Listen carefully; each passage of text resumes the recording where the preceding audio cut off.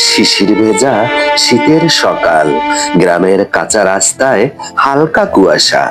নিঃশব্দে সাইকেলের প্যাডেলে পা রেখে পল্লী বিদ্যুতের একজন মিটার রিডার, হাতে খাতা কলম, কাঁধে দায়িত্ব। শীতের কাঁপুনিও থামাতে পারে না তার পথ চলা।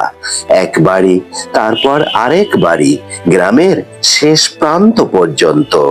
কেউ দরজা খোলে না, কেউ বলে এত সকালে কেন এসেছো, কেউ আবার অবহেলার চোখে তাকিয়ে চুপচাপ দরজা বন্ধ করে দেয়।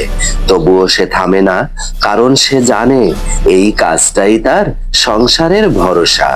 এই মিটার রিডিংই তার সন্তানের স্কুল, মায়ের ওষুধ, পরিবারের একবেলা খাবার। সময় গড়ায়, সূর্য মাথার উপর উঠে আসে, পেটের ভেতর ক্ষুধার যন্ত্রণা, শরীর জুড়ে ক্লান্তি। দুপুরে তাদের জোটে না একটু পেট পুড়ে ভাত। রাস্তার ধারে চায়ের দোকানেই ক্ষুধা নিবারণ করে নেয় এক পিস রুটি অথবা এক পিস বিস্কুট দিয়ে। এক চুমুক চাই তাদের দুপুরের বিলাসিতা। তারপরও আবার সাইকেলের প্যাডেলে পা, কারণ এখনো অনেক ঘর বাকি।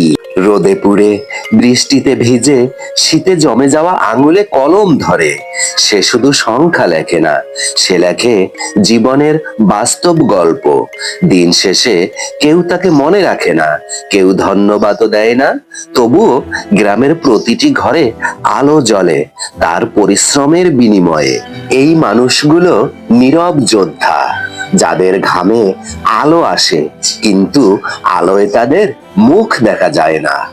একটু সম্মান, একটু মানবিক আচরণ, এটাই কি খুব বেশি চাওয়া একজন মিটার রিডারের জন্য?